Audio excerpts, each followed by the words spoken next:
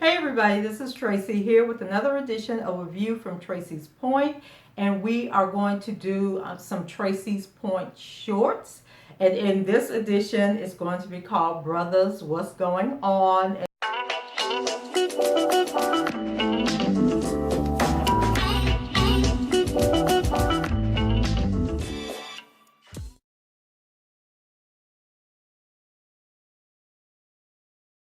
And so just some stories that I gathered involving men, celebrity men and the like that have taken place over the past week.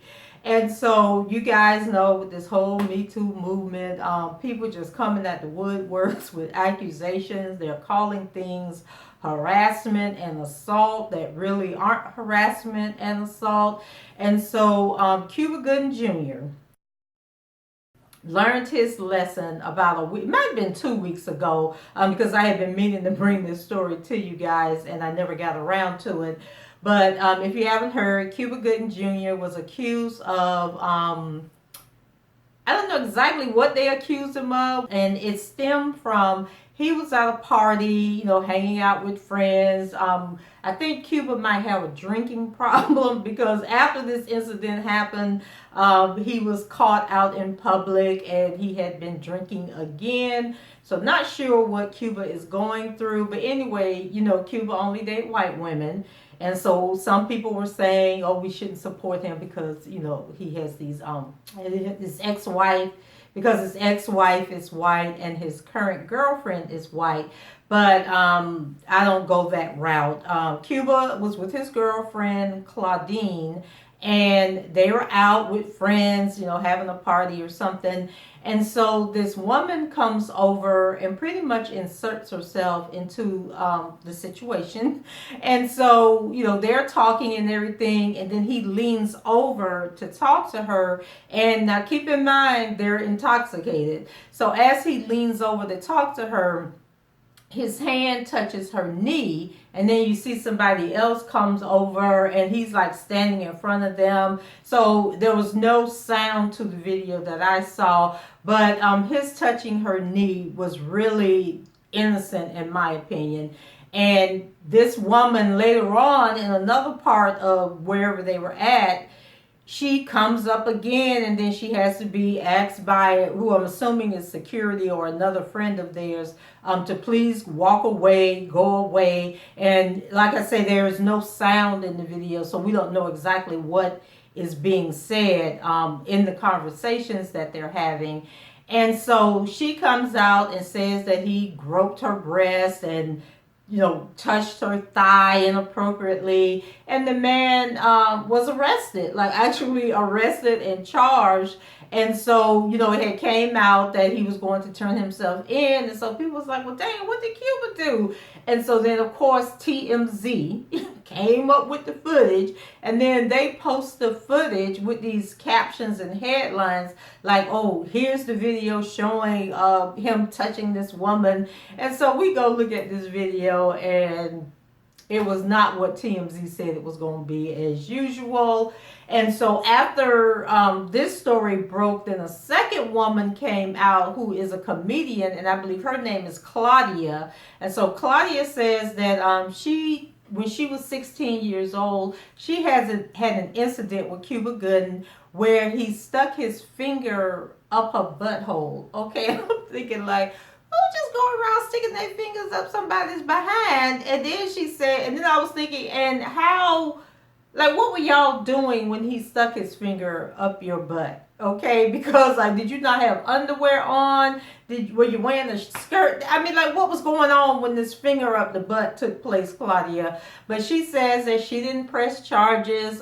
It stayed with her, but instead of becoming a victim, she decided that she would make it a part of her comedy routine. So this Claudia woman is a comedian, and she says that she's been telling the story about Cuba Gooding sticking his finger up her behind. And so, of course, Cuba came out and said that he has never assaulted or harassed anybody, and that he expects to be vindicated through all of this. And then today, a news story broke about Cuba Gooding Jr.'s accuser. And so it says the woman who says she was groped by Cuba Gooding Jr. has, quote, certain mental characteristics. And so it says that make her likely to falsely accuse someone famous. Court papers filed on behalf of the Oscar winning actor alleges. So maybe that's the same mental disorder that Geronda Pace has. So Gooding's accuser wrote online that she's been diagnosed with anxiety, depression, and other medical health problems, and basically learned that my brain, and this is a quote from her, basically learned that my brain was one big fat mess. And so she goes on to say in her blog post, being different, I always felt like I was begging to be rejected by a world that it felt like was always on the verge of kicking me off the cool kids table at any moment. And then she says, and in a world of extensions and fake boobs, my short haircut paired with my moderate breast size makes me feel invisible. And so the court records also go on to quote her as saying, some people are scared of others and want nothing more than to be invisible. I am not the type of person. I am starving to be seen. So, yeah, that's going to be a good defense for them to use to get these charges dropped, or if it ends up going to court, I'm sure he is going to be exonerated. And then they also go on to say in this article that I was reading that, you know, after reviewing the tapes, just like the rest of us, that it was clear. They had an expert look at the tapes, and the expert came back and said, in his professional opinion, Cuba Gooding did not place his hand on the accuser's breast and squeeze as is alleged by authorities. And so just, I mean, why are people allowed to just make accusations and make these blanket statements? Now it's all over the news. The man done been arrested. What do you guys think? Do you think Cuba is guilty, or do you know for a fact that Cuba is innocent? Let me know in the comments. And then in other news with R. Kelly, you guys know I mentioned in one of my last videos on the R. Kelly topic that he was supposed to be in court on the 19th last week. And I wasn't sure if the hearing was going to take place. Well, the hearing did take place, but R. Kelly and his team did not show up.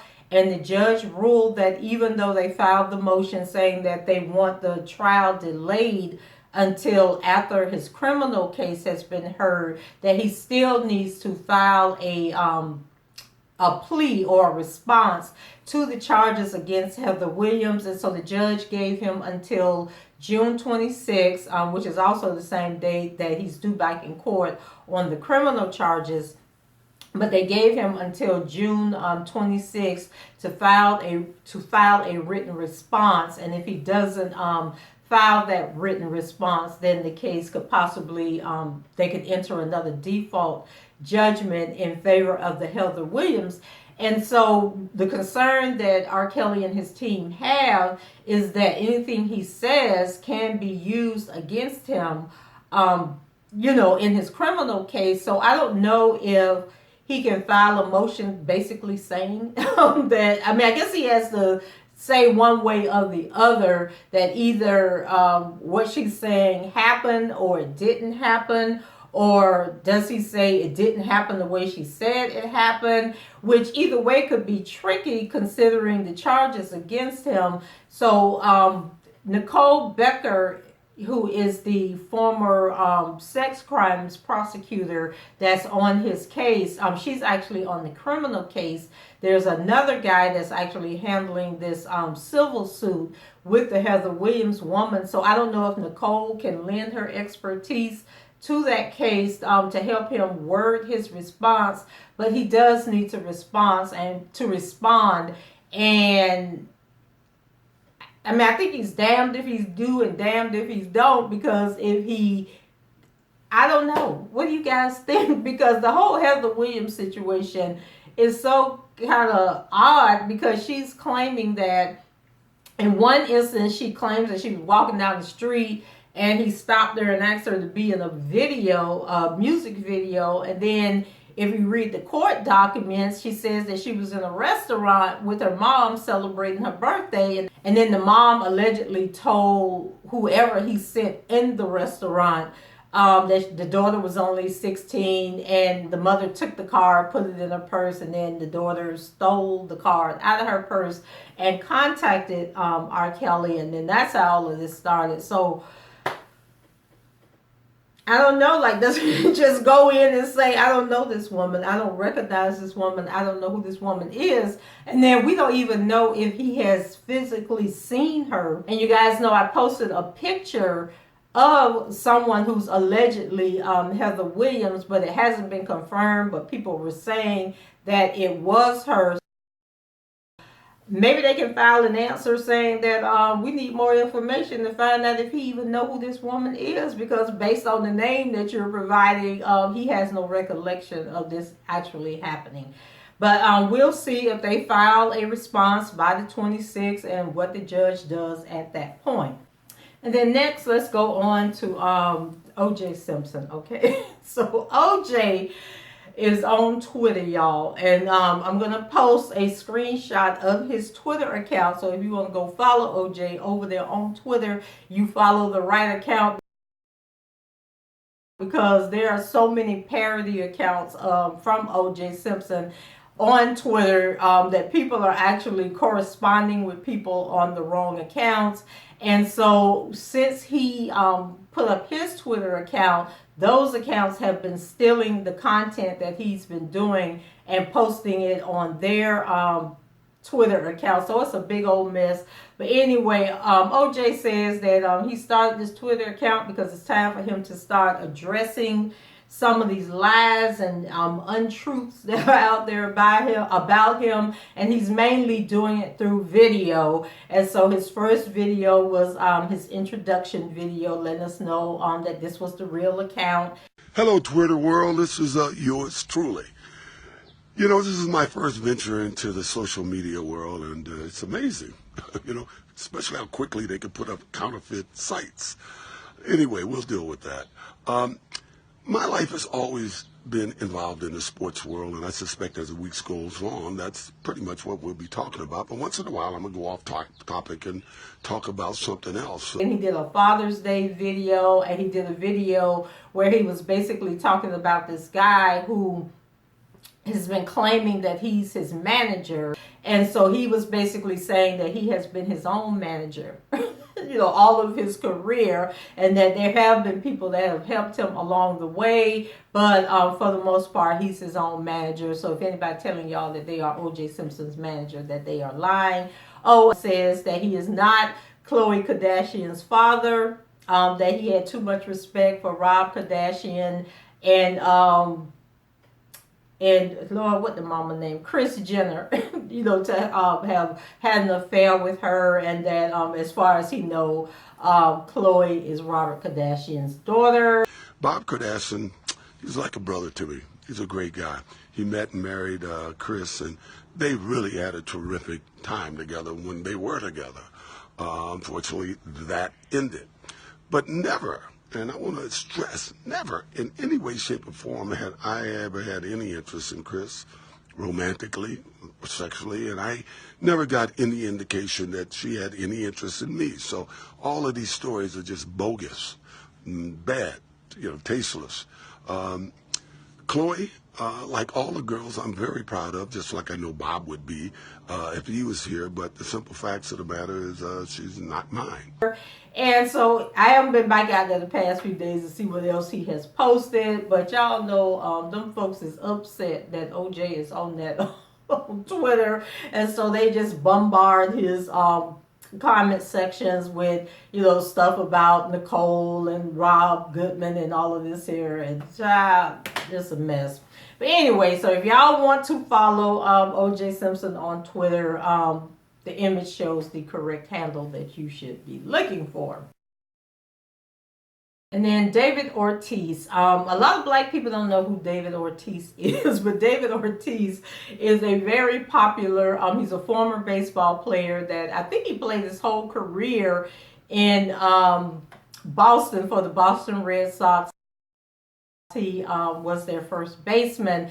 And I actually have a cousin named Reggie Jefferson who played professional baseball, and he played for the Red Sox also. And Reggie was a first baseman, but because David had that position on lock, he was like a pinch hitter.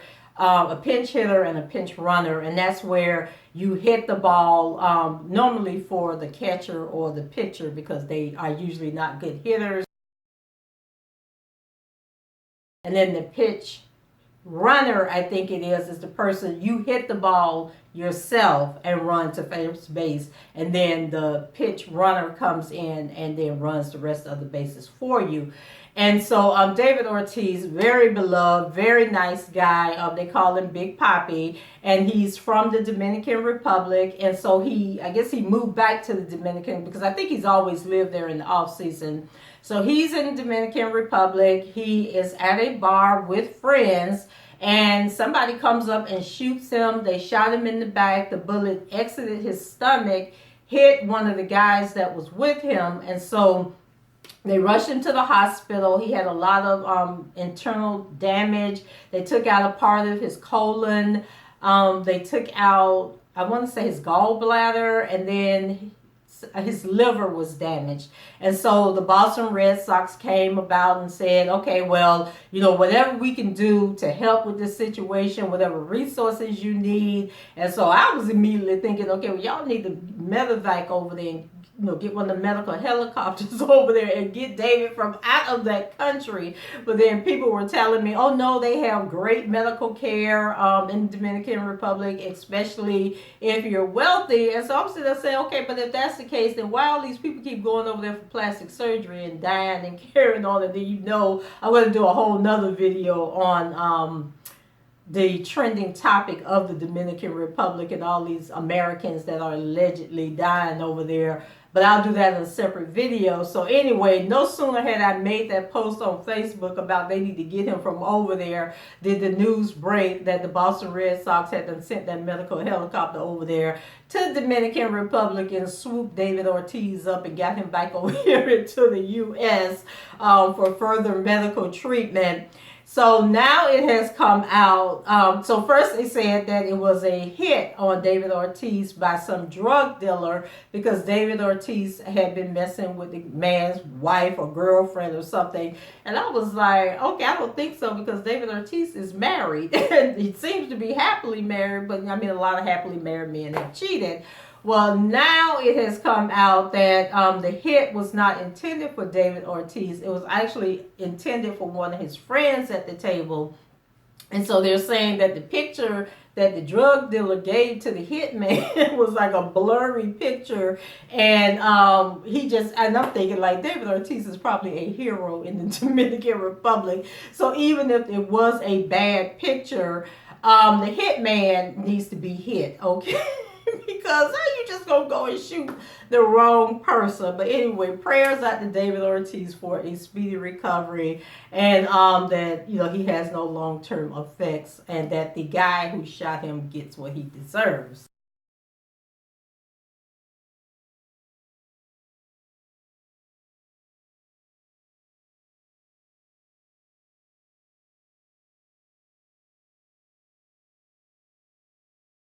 Then we move over to Lavar Ball. So y'all know Lavar Ball is the father of Lonzo Ball and a couple other kids with L names that are all supposed to be like basketball geniuses.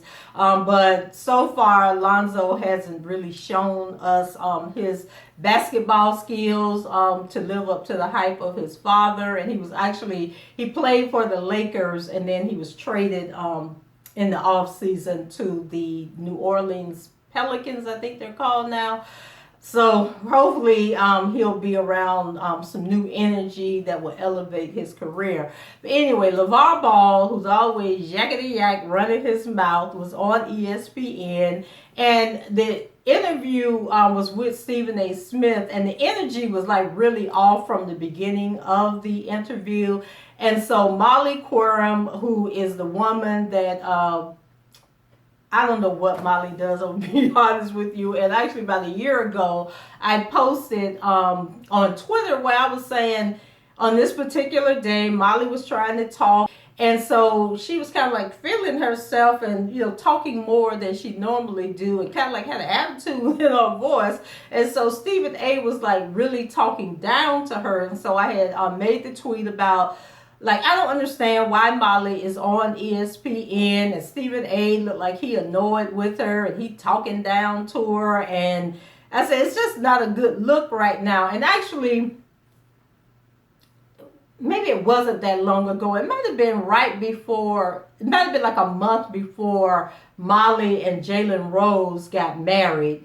And because I remember going back and said, okay, well, maybe Stephen A was talking to her like that because maybe he liked Molly and not Jalen that went and married the woman. But anyway, they don't really show Molly a lot of respect. She's just there, I guess. Somebody said she's there to move the conversation along, but they don't be listening to Molly. They don't be paying Molly no attention. People were telling me, oh, she used to be an analyst on the NFL network. They were coming for her defense. I was like, I don't care where she used to be an analyst at. She's horrible on this show, and I wish they would find somebody else.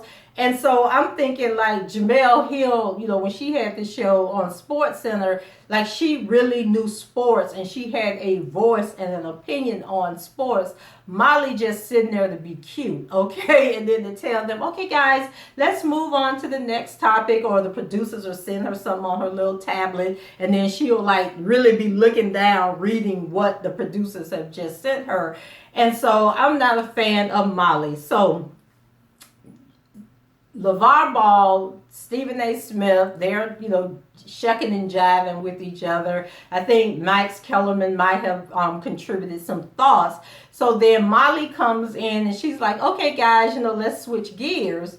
And then LeVar responds, oh, we can switch in any gear that you want to. And don't quote me that, but it was something along that lines. So then Molly kind of like gave him this look that was obvious. And so I knew right then and there, and here we go with the bullshit, okay? And so, of course, the next day it comes out in the headlines that, oh, he was offensive to Molly. He needs to apologize. I'm like, apologize for what? Okay, he was just responding to her. It wasn't, I thought he was being sarcastic. It definitely was no sexual innuendo in anything that he said, but they tried to make a big deal out of it. They were saying, oh, he needs to apologize. Then ESPN came out and said that they were barring him from coming on ESPN, doing any interviews. And people were like, yeah, right. Because as soon as Lonzo does something great over there in New Orleans, y'all gonna have him back on there, talking after all this died down. And so I was really, like, for the most part, in the beginning when the interview was taking place, of course you had people coming on saying, oh, that was so inappropriate that he said that. But then when ESPN, took it to the next level and said that they were going to bar him, then people were really coming out like, are you crazy? That's ridiculous. He didn't say anything inappropriate. Why is she taking it that way? She's feeling herself and, trying to make this into a bigger issue than it was. And so LeVar came back, he responded and said basically he ain't apologizing to her, and that the only time he would ever hit on Molly was if Molly broke into his house in the middle of the night and he busted her in her damn face for breaking into his house. That wasn't his exact words, so don't say that ain't what he said. But anyway, he basically was like, he has no sexual attraction whatsoever to Molly. Like, he ain't, Molly ain't cute to him.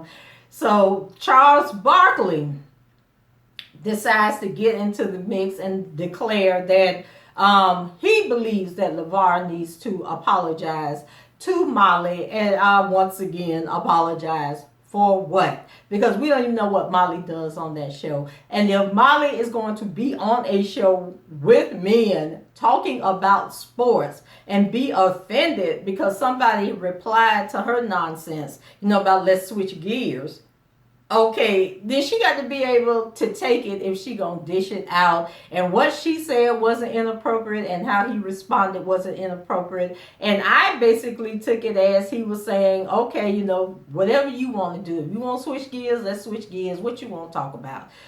Why she took it personally, I have no idea. But let's not give Molly any more attention because she obviously was having a bad day. Maybe Jalen didn't tell her she was pretty that morning. So I don't know. But what do you guys think about the whole Molly and LeVar Ball situation? Do you not care if LeVar comes back on ESPN? Because actually, I hadn't seen him on First Take in a long time. I don't know what other shows he appears on to do commentary. I only watch the First Take show on ESPN. So, what do you think about that whole situation? Next man in the news is our friend Todd, Candy husband Todd. So this story was on Love B. Scott. So it says the Real Housewives of Atlanta husband shared a video where he took his daughter Kayla Tucker to a strip club in London. And so it says Todd explained to TMZ that it's normal in his family to party with their kids. Okay, it may be normal to party with your kids. I personally don't party with my kids, and I actually don't even go to the club anymore because I remember being at the club and my cousin's daughter was in the club. And so at that point, I said, okay, now that generation, our generation, our time has come and gone. So now that the kids are now old enough to come to the club, we need to move on to like some more mature clubs. Maybe like we can't be going to the the get down club anymore, and then in there cutting up and then the kids watching us cutting up. That's not making a good example. So I personally don't go to clubs with my daughter, with either of my daughters, and I would kind of be offended if they asked me to go to the club. And actually the other day I was telling my daughter, because she was telling me that she had went to this club near our home, and that the guy that lives across the street from me was at the club, and he pretty much took care of her that night. And so then the next day I was taking the trash receptacle out to the street, and so he pulled into the driveway, so he got out, and so he was like looking at me. I know he wanted me to say, oh, thanks for taking care of my daughter, or I heard you was at the club or whatever, but I didn't say that. I just waved to him because I'm thinking, why are you in the club? You too old to be in the club, and you sure enough too old to be in the club with these little young 20-something-year-olds. But I mean, he was just being friendly, being neighborly. But no, I'm not trying to go to the club with my kids, Todd, and I'm not going to no damn strip club with my kids. And I'm thinking, like, what was Kayla feeling when she was in the club with her dad and he was, what was that all about? And then you're gonna take your daughter to a strip club to watch other women strip, Todd. Like, I don't know, guys. Maybe I'm just old school, okay, but that ain't something I'm trying to do. If my daddy was still alive, I don't think my daddy would ask me to go to no damn strip club. But this is a new generation that we're dealing with. And then I kind of remember Candy saying something about, she's doing that little burlesque show or whatever, and I think Kayla may have came to that or went down in the sex dungeon or something Candy was talking about. But anyway, what do you guys think about Todd taking Kayla to the strip club? And then the video that he posted, you could actually, like, the stripper was behind them and Kayla was drinking, and I don't know, it was just creepy to me. And then people that were in the comments on the TMZ story, they were basically saying that it was gross, it was creepy, like, what father, would do that? And then I think that Riley ain't into all this sex talk and carrying on, but then, Riley is much younger. But guys, what do you think? Would you take your daughter to a strip club? Like, is that something that parents are doing nowadays, or is it that the lines between parenting and children is so blurred at this point because mothers are so much younger nowadays that it's more or less seen like two close friends going to the strip club than it is a mother and daughter going to a strip club? And then what do you think about a father? Like, we know mothers and daughters have like that best friend relationship, but what does that mean with a father taking his daughter to the strip club? Because I would look at the mother and daughter going the same as I would look at the father and son going.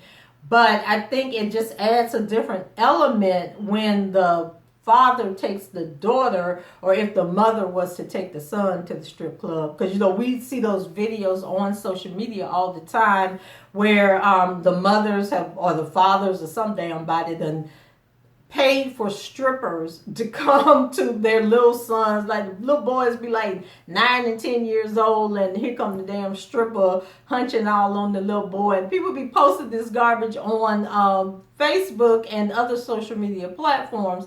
So what do you guys think about all that? Is it too much, or do you think it's okay? Oh, and then somebody has said in the comments that Lil Scrappy and his mom, they go to the strip club together all the time. So I don't know. And so this story is actually, it was on the Jasmine brand back in 2014, but the article was reposted on Twitter by someone that I follow on Twitter. And basically this story was about Drea Kelly's ex-husband, who she married after she divorced R. Kelly. And so basically his name is Brian McKee, and in this article he was saying that when Drea was on Hollywood Exes, that they were already married. And so the way that it was spun to the media was that after she left Hollywood Exes, she met this guy, they got married, and then it looked as if they were only married a few months before they divorced. But actually he says they were married for like a year before she even went on Hollywood Exes, and then the divorce came later. But I still contend that Drea is not paying this man alimony. Like, people keep saying, the reason she's trying to get all this money from R. Kelly is because she has to pay this guy alimony. I still haven't been able to find anything to solidify that, and I don't think that they were married long enough that she would still be paying him alimony 5 years after their divorce. And then one thing he pointed out in this Jasmine brand article is that he didn't need Drea's money, that he had his own money. So I went to his website, and I'm going to read a little bit from his bio to pretty much show that he has a career, or had a career. And so no judge would have ordered Drea to pay this man alimony. And then also consider, Drea couldn't use R. Kelly's income or money as resources to pay this man alimony. And so basically it says that at a young age, Brian developed an ear for music and became the percussionist and one of the lead singers at Mount Pilgrim Missionary Baptist Church choir, where his grandfather, the late Reverend Joseph Wells, was pastor. And it says, as the years progressed, Brian's passion for singing grew, and he later recorded and produced an independent gospel CD entitled It Was You. It goes on to say that he earned a bachelor's degree at Wilberforce University. He was a cosmetologist, got his barber's license. And he says with both degrees and license, he put it to good use. So evidently at some point in time, he had a career as a barber. It says he opened a unisex salon. His diverse professional experience afforded him the opportunity to travel with Tyler Perry, not only as his barber, but as an understudy during the tour run of Tyler's play, Medea's Family Reunion. And it says soon to follow for Brian was the theatrical production Soul Holiday, starring Ann Nesby, Tamela Mann, Gary Lil G. Jenkins, Quan Howell, as well as the production Pennies, Nickels, and Dimes, for which he headlined.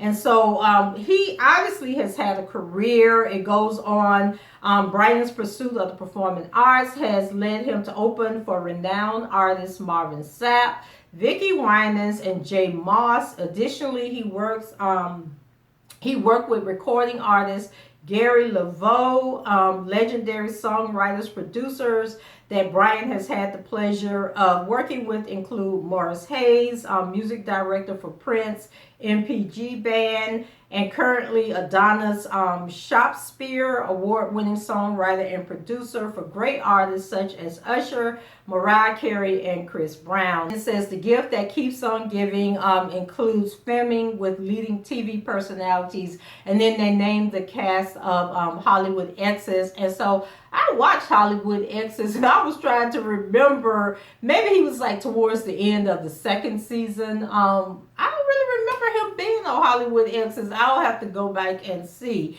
But just wanted to bring that up, that because so many people leave comments on my other videos saying that she is paying him alimony, that she needs this money. And I don't think Drea is paying this man alimony. And if she did pay him alimony, it probably was for a short time right after their divorce. But according to his website, he is gainfully employed, or at the time that they were together, he was gainfully employed. And so I don't see a judge awarding, and I think somebody said she paid him like $50,000 a month. It was just some craziness people had put out there.